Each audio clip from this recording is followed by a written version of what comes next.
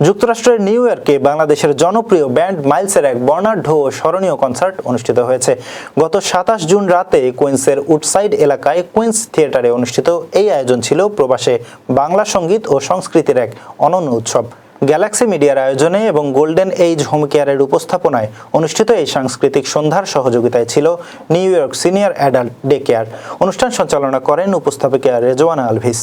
Miles reloaded live in New York শিরোনামের কনসার্টে Miles band তাদের জনপ্রিয় গানগুলো পরিবেশন করে প্রবাসী বাংলাদেশিদের মুগ্ধ করে তোলে।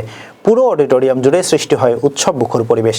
সঙ্গীত পরিবেশনার মাঝে মাইলসের প্রয়াত ভোকাল শাফিন আহমেদের স্মৃতি ও অবদান তুলে ধরেন তার ভাই ও মাইলসের বর্তমান প্রধান ভোকাল হামিন আহমেদ।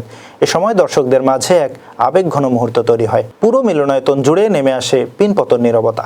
সাংস্কৃতিক সন্ধ্যায় অতিথি হিসেবে উপস্থিত ছিলেন নুরুল আজিম, ৯০ দশকে ছোট পর্দার জনপ্রিয় অভিনেতা টনি ডায়েস, প্রখ্যাত কণ্ঠশিল্পী রিজিয়া পারভিন, লেমন স্টুডিওর প্রযোজক ও সিইও এবং যুক্তরাষ্ট্রে বসবাসরত বাংলাদেশি চলচ্চিত্র ও নাটক প্রযোজকদের সংগঠন আমেরিকান বাংলাদেশি প্রডিউসার অ্যাসোসিয়েশনের আহ্বায়ক অলিভ আহমেদ। অনুষ্ঠানের সমাপ্তিতে মোহাম্মদ বদরুদ্দোজা সাগর ব্যান্ড মাইলসের হাতে ক্রেস্ট তুলে দিলে হামিন আহমেদ তা সম্মানের এক স্মারক হিসেবে গ্রহণ করেন।